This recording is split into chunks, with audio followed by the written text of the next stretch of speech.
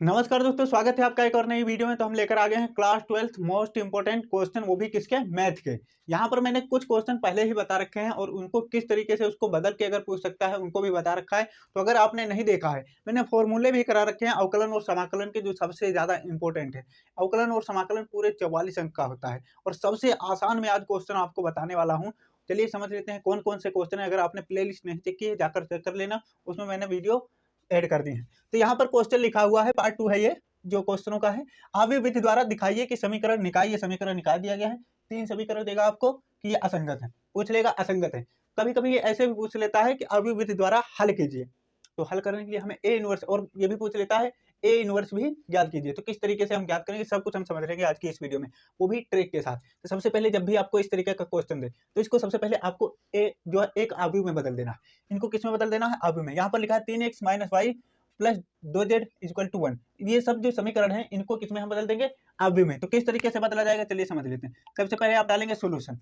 Solution डालें तो हम लिखेंगे समीकरण निकाय को ax = b के रूप में लिखने पर।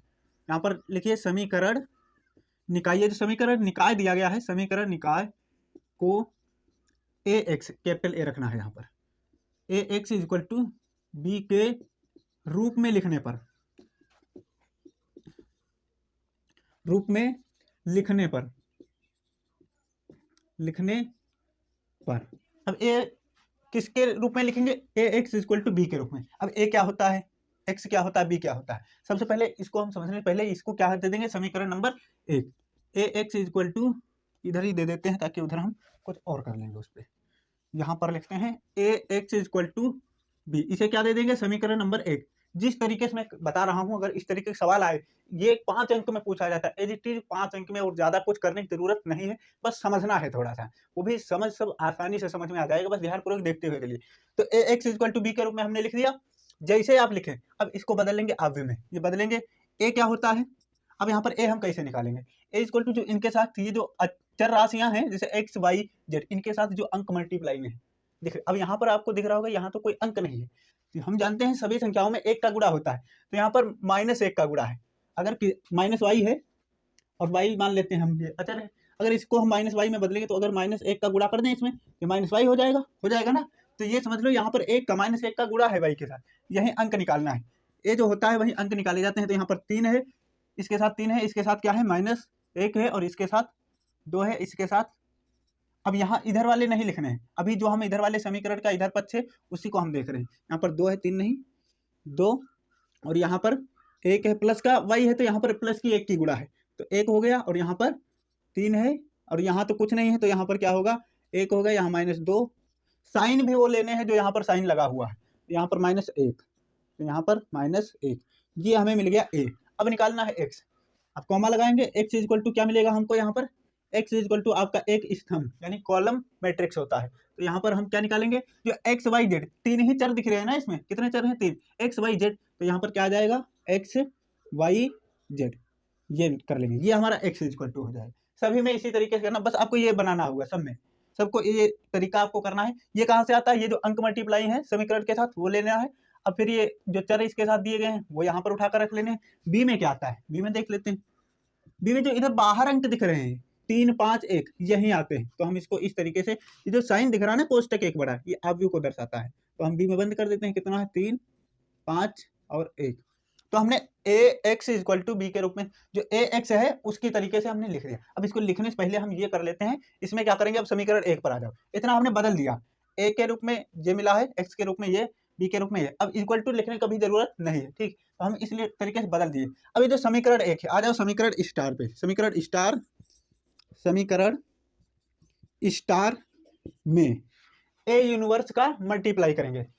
ए यूनिवर्स, और ए यूनिवर्स इक्वल टू होता है एडजॉइंट ऑफ ए और बटे में डिटरमिनेंट ऑफ ए, ये होता है। अब यही ए इनवर्स इसमें मल्टीप्लाई करेंगे, किसमें, ये समीकरण स्टार में। समीकरण स्टार में ए यूनिवर्स का गुणा करने पर, गुणा करने पर, अब कर देते हैं। जैसे गुणा करोगे इधर आ जाएगा A inverse into A X equal to A inverse into B, ये आ जाएगा। अब इसको थोड़ा हल कर लेते हैं। हमने कल की वीडियो में देखा था, जब भी ए इनवर्स ए से मल्टीप्लाई होता है तो वापस क्या रहता है, यानी यहाँ पर होता है, चूंकि हम लिख भी देंगे A inverse into A equal to होता है आइडेंटिटी मैट्रिक्स होता है। तो यहाँ से आई आ जाएगा, ये किस में बदल गया, ये इतना आई में बदल गया, और यहाँ से X into X equal to क्या हो जाएगा, A inverse into B, A inverse into B, ये आ जाएगा यहाँ से। अब जब भी हम आई में, हमने कल देखा ये भी था कि जब भी हम आई में कुछ भी गुणा करते हैं तो यहाँ पर आई में एक्स की गुणा हो रही है तो वापस क्या आ जाएगा, जब भी आई में कुछ गुणा करेंगे तो वापस जिसकी गुणा हो रही है वहीं आ जाता है, तो यहाँ से एक्स आ जाएगा। अभी गुणे का निशान मत समझना, ये एक्स है कैपिटल एक्स, यहाँ से एक्स आ जाएगा, X equal to A inverse into B मिलेगा, ये मिल गया हमको। अब जैसे ये मिला तो अब हम यहीं पर इसका मान रख देंगे आगे से इसके, यानी ए इनवर्स, यहाँ पर ध्यानपूर्वक देखना, एक्स आया है, एक्स इक्वल टू क्या है, ए इनवर्स इंटू बी है। अब ए इनवर्स बराबर ये होता है, ये यहाँ पर रख देंगे, तो यहाँ से हमें मिलेगा X is equal to adjoint of A और अपान में determinant of A. Determinant of A का मान कैसे निकाला जाता है वो भी अभी हम देख लेंगे। अब ये हमें मिला, इसे हम समीकरण नंबर 1 दे देंगे, अभी उसको स्टार दिए थे, अब इसको समीकरण नंबर 1। अब इसके आगे से आपको थोड़ा काम करना है, अब ये पता चलेगा संगत है या असंगत है। अब थोड़ा ध्यान देना है यहाँ पर कैसे हम पता करें। अगर आपको डिटरमिनेंट जो यहाँ पर दिया गया है नीचे वाले का पहले निकालना है, जब आपको एक क्वेश्चन 8 नंबर में पूछेगा किस तरीके से लगाना है, तब भी आपको सबसे पहले यहाँ तक आपको करना है इसी तरीके, फिर यहाँ पर सबसे पहले डिटरमिनेंट ऑफ ए का मान निकालना है। अब जैसे अगर डिटरमिनेंट ऑफ ए का मान 0 आ गया तो समझ जाना वो असंगत है, ये समीकरण कैसे है, असंगत है, जो समीकरण निकाल दिया गया है ये कैसा है, असंगत। अब हमें यही लाना है, अगर ये मिल गया हमको निकालेंगे डिटरमिनेंट ऑफ ए का मान, जो मिला तो ये समीकरण क्या हो जाएगा, असंगत हो जाएगा। अब चलिए यहाँ पर हम निकाल लेते हैं, चलिए यहाँ से हम निकालना चालू करते हैं, इसको थोड़ा साइड में कर देते हैं, ये इतना। अब यहाँ पर आ जाइए, अब डिटरमिनेंट ऑफ ए का मान कैसे निकाला जाता है वो समझिए, पूरा ध्यानपूर्वक बारीकी समझते हुए चलना है। अब आपको क्या करना है, सबसे पहले ये देखना है, इधर आ जाइए, पहले R1 के सापेक्ष विस्तार कर देंगे, यही होता है डिटरमिनेंट ऑफ ए का मान। जैसे R1 के सापेक्ष विस्तार करेंगे तो किस तरीके से करना, हमने कल समझा था, जिसको पकड़ेंगे, पहले ये R1 में पहला अवयव क्या है, 3 है, इसको पकड़ लीजिए। अब ये जिस कॉलम में है और जिस रो में है उसको ढक लीजिए। अगर इनको इस रो में है और इस कॉलम में ढकेंगे तो ये मिलेगा एक छोटा सा अवयव, ये मिलेगा। अब इसको ही हम कर देंगे। अब ध्यानपूर्वक देखना है, यहाँ पर प्लस का साइन होता है, यहाँ माइनस, यहाँ प्लस, इस तरीके से होता है, देख लीजिए, plus minus plus minus plus minus और प्लस माइनस प्लस, ये हमने कल सब कुछ बता दिया था आपको, ये थोड़ा ध्यान देना। तो हम जैसे इसको हल करेंगे तो यहाँ पर क्या आ जाएगा, 3 आ जाएगा, और यहाँ से अब ये जो ढकेंगे इसको तो ये मिलेगा 3 और 3, एक एक कन एक, इनकी गुणा हो जाएगी, इसके साथ और इसके साथ ऐसे गुणा कर देना, एक एक कन एक की गुणा एक में होगा, -1 है तो -1 आ जाएगा। अब माइनस का चिन्ह लगा देना, किसका चिन्ह लगाना है, जब पहले इधर से गुणा करोगे तो उसमें कुछ नहीं करना है, जब इधर से इधर गुणा करके लिखने वाले होगे तो माइनस का चिन्ह पहले लगा देना, माइनस का लगा दिए। अब 2 3 6 तो माइनस का 6 यहाँ से आ गया, इतना कर लिए। अब इस तरीके से इसको ढक लीजिए, ये जिस कॉलम में है, कॉलम में ये वाले कॉलम में है, तो इसको अगर हम ढकेंगे और ये रो है इसको ढकेंगे तो 2 और -1 और 1 3 ये मिलेगा। इसकी गुणा इसके साथ करोगे तो क्या आ जाएगा, सबसे पहले इसको लिख लेते हैं, माइनस का 1 है और माइनस का साइन यहाँ पर देखिए प्लस वाला है, प्लस के लिखे, यहाँ पर प्लस का था और यहाँ पर कौन सा माइनस का, और यहाँ माइनस पहले से ही और माइनस और लग जाएगा तो माइनस माइनस प्लस हो जाएगा, और यहाँ पर प्लस का 1 और इंटू में क्या हो जाएगा, 2 1 2 -2 आ जाएगा और 1 3 -3, ये हो गया। अब ये प्लस का, ये वाला प्लस का है तो यहाँ पर कौन सा होगा, प्लस का, तो प्लस का 2 हो जाएगा। तो यहाँ से अब इसको ढकेंगे इस तरीके से, तो 2 दूनी 4, यहाँ पर -4 आ जाएगा, शायद से ना दिखे इसलिए मैं थोड़ा नीचे लिख देता हूँ, इसको यहाँ से मैं नीचे लिख देता हूँ, +2 माइनस यहाँ पर कितना 2 1 2 और फिर इसको 2 2 दूनी 4, सॉरी 2 दूनी 4, इसको ढकेंगे तो 2 दूनी 4 माइनस का 4 हो जाएगा और 1 1 1 1 1 ये आ जाएगा। अब इसको थोड़ा हल कर लेना है, इसको थोड़ा जैसे ही ये सब निकालेंगे आप, अब ये जो आया है इसको हल कीजिए, हल करेंगे तो आपको क्या मिलेगा, यहाँ से मिल जाएगा, यहाँ से 3 माइनस माइनस प्लस हो जाएगा, तो यहाँ कितना हो जाएगा, प्लस का 6 और 6 में से 1 जाएगा, कितना बचेगा 5 और 5 से 15, तो यहाँ से कितना आ जाएगा 15। अब यहाँ पर हल कर लीजिए, माइनस माइनस प्लस तो ये जुड़ जाएंगे, तो यहाँ पर हो जाएगा 5 और 5 1 5, तो माइनस का 5 यहाँ आ जाएगा। अब यहाँ से 4 1 5 हो जाएगा, माइनस माइनस क्या हो जाएगा, माइनस माइनस प्लस हो जाएगा, 4 1 5 हो जाएगा, 5 दूनी 10 हो जाएगा, यहाँ पर कितना हो जाएगा, यहाँ पर हो जाएगा माइनस का 10। अब यहाँ से हल कर लीजिए, अब जैसे हल करेंगे यहाँ 15 हो जाएगा, ये माइनस माइनस प्लस हो जाएंगे, यानी उधारी वाले 15 हैं और प्लस के 15 है तो -15 हो जाएगा, इक्वल टू 0 हो जाएगा। अब डिटरमिनेंट ऑफ ए का जो मान था वो हमें 0 मिल गया, और यही तो हमें लाना था। हमने यहाँ पर अभी देखा था कि अगर जैसे डिटरमिनेंट ऑफ ए का मान 0 आएगा तो हम कह सकते हैं कि ये जो समीकरण निकाय है वो क्या है, असंगत है। तो हम लिखेंगे अतः समीकरण निकाय असंगत है, ठीक है, असंगत है। इस तरीके से आपको ये करना है। और अगर आपने इतना कर लिया तो समझ लीजिए आपने 5 अंक पक्के कर लिए। 5 अंक में पूछा जाता है भाई, ऐसे नहीं बता रहा हूं मैं, ये पूछा जाता है। और अगर ये नहीं पूछा जाएगा तो सबसे ज्यादा पूछा जाता है इसी पर रिलेटेड 8 नंबर। बस इसमें क्या कर देगा, कह देगा ए यूनिवर्स याद कीजिए। तो चलिए उसको समझ लेते हैं किस तरीके से लगाया जाएगा। देखिए वही मैं क्वेश्चन बताऊंगा जो टू द पॉइंट एग्जाम में छपने वाले हैं। ऐसे वैसे मैं आपके साथ खिलवाड़ नहीं कर सकता, क्योंकि मैं भी एक स्टूडेंट था और हूँ, मैं भी पढ़ता हूँ और आपको वही पढ़ाता हूँ जिस तरीके से मैंने सीखा था कि मैं इस तरीके से कर सकता हूँ, उसी तरीके से आपको बता रहा हूँ। तो अगर तरीका भी पसंद आ रहा है तो चैनल को सब्सक्राइब कर लीजिए, मुझे आपके सपोर्ट की बहुत जरूरत है। अब चलिए इस पर ए इनवर्स अगर लगा दिए तो उस तरीके का सवाल जो होगा उसको कैसे करेंगे। सबसे पहले इसका एक स्क्रीनशॉट ले लीजिए। तो उम्मीद करता हूं कि आप इसका स्क्रीनशॉट ले लिए होंगे। चलिए अगले सवाल को हम समझ लेते हैं, वो भी 8 नंबर का सवाल है। कितना नंबर का, 8 नंबर। अगला जो क्वेश्चन है मैंने यहाँ पर लिख दिया है, ये जो क्वेश्चन है पूरे 8 अंक में पूछा जाता है, इसलिए आप इसको बारीकी से तैयार करते हुए चलेंगे। जितना मैंने अभी आपको बताया जो पिछले क्वेश्चन में, उतना तक आपको कर लेना है, किस तरीके से करना है और ये कैसे पूछ सकता है ये समझ लीजिए। देखिए दे देगा समीकरण निकाय और इसको या तो बोल देगा आव्यूह विधि द्वारा हल कीजिए। जैसे अगर बोल दिया आव्यूह विधि द्वारा हल करना, जो हम पिछला तरीका थे वहां तक आपको बिल्कुल एज इट इज करना है और फिर आगे हम समझ लेंगे किस तरीके से करना है। और या तो बोल दे आव्यूह विधि द्वारा ए इनवर्स का प्रयोग करके हल कीजिए, तब भी हमें यही करना है। यानी क्वेश्चन घुमा फिरा कर पूछ सकता है। यानी जहां बोल देगा आव्यूह विधि द्वारा हल कीजिए, अगर समीकरण निकाय दिया है, असंगत पूछ रहा है, तो हमें सिर्फ डिटरमिनेंट ऑफ ए का मान निकालना होता है, साडिक का मान निकालना होता है। और साडिक का जैसे मान निकला, अगर 0 है तो असंगत है और 0 नहीं है तो वो संगत है, ठीक है, इस तरीके से। और अगर यहाँ पर पूछ लिया कि भाई हल कीजिए, तो हम वही करेंगे, बस क्या निकाल देंगे हम, एक्स वाई जेड जो है उनका मान निकाल देंगे। तो यहाँ पर समीकरण निकाय था, हमने लिख दिया भाई कि समीकरण निकाय को एक्स इक्वल टू बी के रूप में लिखने पर इसको समीकरण मान लिए जिस तरीके से पिछले में किए थे। और यहाँ पर निकाल लिए, जो ए निकाल लिए, एक्स निकाल लिए, बी निकाल लिए। ए क्या होता है, जो अंक यहाँ पर मल्टीप्लाई होते हैं वही होता है। एक्स क्या होता है, जो यहाँ पर चर दिया गया है, वहीं यहाँ पर एक चर क्या है, एक्स वाई जेड है, तो तीनों को लिख लिए। अब इसमें इस वाले में 8 अंक में जब पूछता है, असंगत वगैरह नहीं पूछता है, जब पूछ लिया इसको हल कीजिए, तो हमें बस एक्स वाई जेड का मान निकालना होता है, बस ये ध्यान देना है। अब यही हम निकालेंगे और बी इक्वल टू क्या हो जाएगा, ये जो इधर वाले बराबर के इधर वाले जो अंक होते हैं उनको रख देंगे। अब फिर उसके बाद में आगे हमने क्या किया था, समीकरण जो स्टार हमने बनाया था उसमें ए, इसमें किसका, ए इनवर्स का हमने गुणा कर दिया था, यहाँ भी कर दिए हम, ए इनवर्स का गुणा किए तो हमें क्या मिल गया, ये मिल गया, adjoint of A into B मिल गया, एडजॉइंट ऑफ ए अपान में determinant of A into B. अब यही समीकरण से हम एक्स वाई जेड का सभी का मान निकालेंगे, इसी समीकरण से। अभी हमने डिटरमिनेंट ऑफ ए का मान जो है वो पहले से निकाल लिया है, ताकि ज्यादा खतरा ना हो, सवाल को ज्यादा लंबा ना बनाया जाए।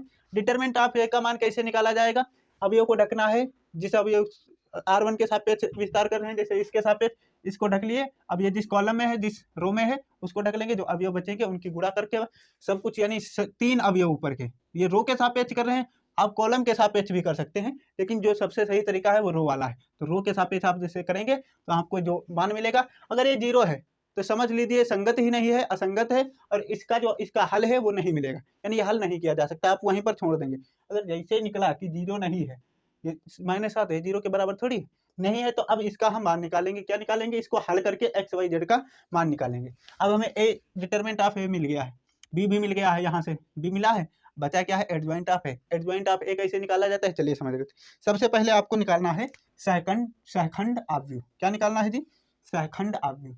यहाँ से हम निकाल लेते हैं सहखंड आव्यूह।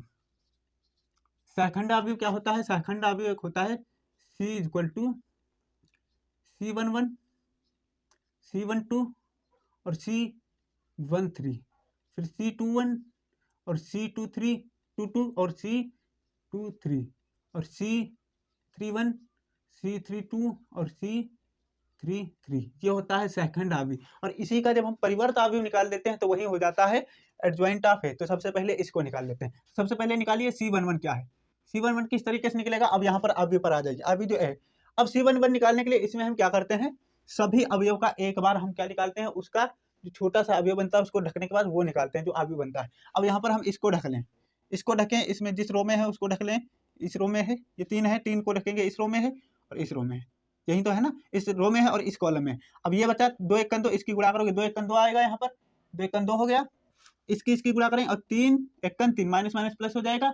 और जब हम लिख रहे होते हैं तो उसको किस तरीके से माइनस का लिखते हैं, माइनस करके लिखते हैं। यहाँ तो प्लस हो गया, लेकिन बीच में जब हम दूसरे वाले को नीचे से ऊपर को गुणा करते हैं तो माइनस का चिन्ह लगा देते हैं। अब इसको जब हल करोगे यहाँ से तो क्या आ जाएगा, यहाँ से हला आएगा -1 आ जाएगा। ये कितना आ जाएगा -1। अब C11 मिल गया, यानी ये पहला अवयव मिल गया। अब निकालना है C12। दूसरे को ढक लो, इसमें दूसरे को ढकोगे ये तो जो मिलेगा उसको निकाल लेना। 2 दूनी 4 और 4 एक, यहाँ से 2 दूनी कितना हो जाएगा 4 हो जाएगा, और माइनस कितना हो जाएगा 4 एकन 4 माइनस का 4 इसको निकाल। थोड़ा सा आपको यहाँ पर ध्यान देना है, जो हमने बताया था ना, यहाँ पर जैसे ये ऐसे plus minus plus minus plus minus plus minus plus, ये भी आपको थोड़ा ध्यान देना है।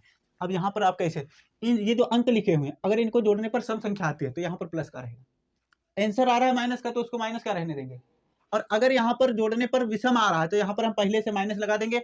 अब अगर माइनस का आएगा तो माइनस माइनस प्लस हो जाएगा, अगर प्लस का आएगा तो माइनस का आ जाएगा। तो यहाँ पर थोड़ा ध्यान दीजिए, यहाँ पर 8 था, तो यहाँ पर अगर हम देखेंगे ये +4 है, माइनस माइनस प्लस हो जाएगा, तो प्लस का 8 हो जाएगा, माइनस पहले से लगा देंगे तो -8 हो जाएगा।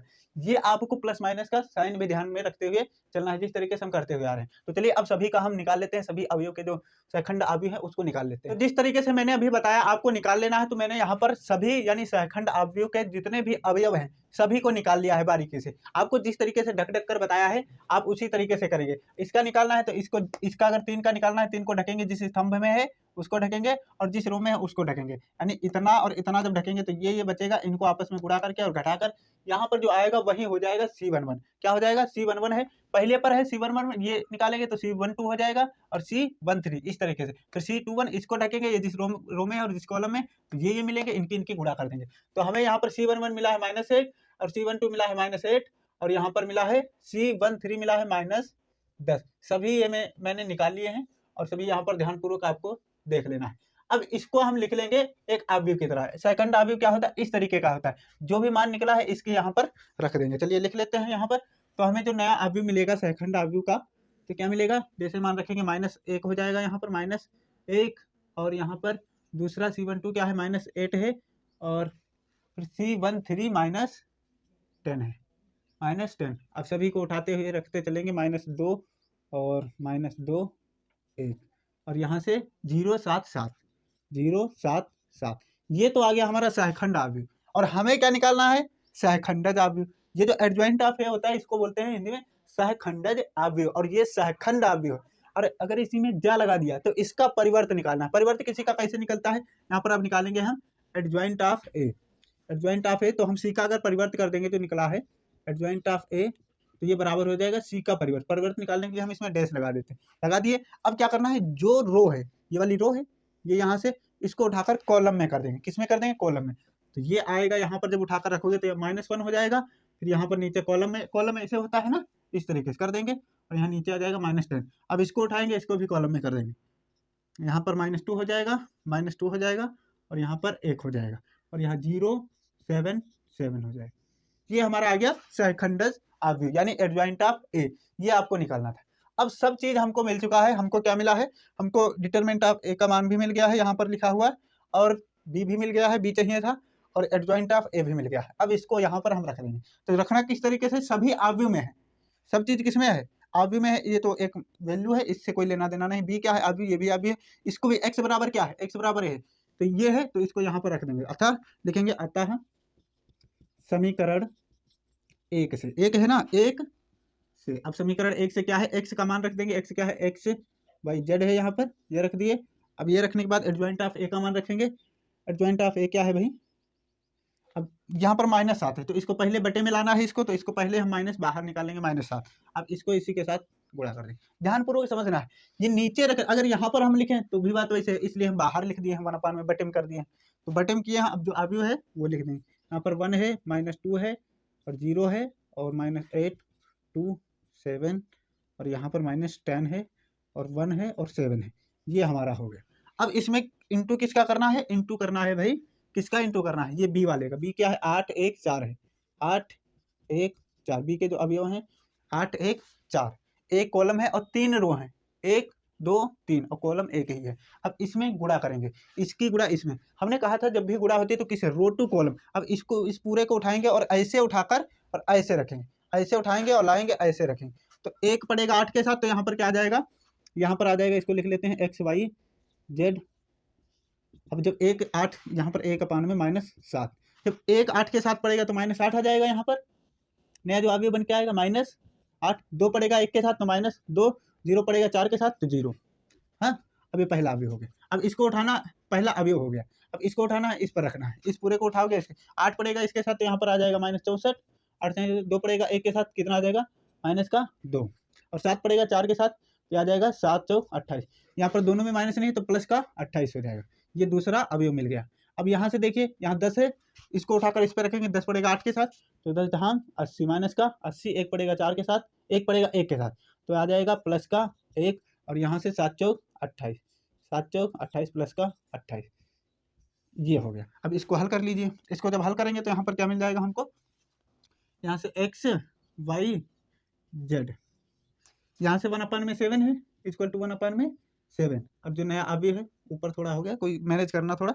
यहाँ पर देखिए -8 और -2 और -8 कितना माइनस माइनस प्लस हो जाएगा तो यहाँ पर कितना हो जाएगा -10 हो जाएगा। और नीचे कितना हो जाएगा 64, 64 तो कितना हो जाएगा 66, और 66 में से जब 28 जाएगा तो कितना बचेगा, जब 66 में से 28 तो बचेगा -38। अब जैसे -38 बचा, अब इसको हल कर लीजिए। 80 है और यहाँ पर 29 है, 29 में से -80 में 29 जोड़ेंगे तो कितना आ जाएगा 51 आ जाएगा, -51। अब क्या करना है, अभी भाग में है ना, 1/, में अगर इसके साथ ये गुणे में कर दिए हैं हम, तो इसके साथ जब गुणा करोगे तो ये माइनस से माइनस कट जाएगा और ऊपर क्या आ जाएगा 10 आ जाएगा, 10/7 हो जाएगा। x बराबर कितना आएगा जी 10/7। इसको एक बार अपने तरीके से हल भी कर लेना, अभी इस पर क्वेश्चन होमवर्क दूंगा, उसके लिए टेंशन लेने की जरूरत नहीं। x का मान 10 आ गया, अब y का मान निकाल लीजिए। y का मान 38/7, माइनस से माइनस कट जाएगा, 38/7 हो जाएगा, ये आ गया y। अब निकालना है z, तो z इक्वल टू क्या आ जाएगा, यहाँ से z इक्वल टू आ जाएगा 51/7, 51/7, ये हो गया। अब तीनों हमने निकाल दिए, x बराबर इतना निकाला, y बराबर इतना और z बराबर इतना निकाल दिया।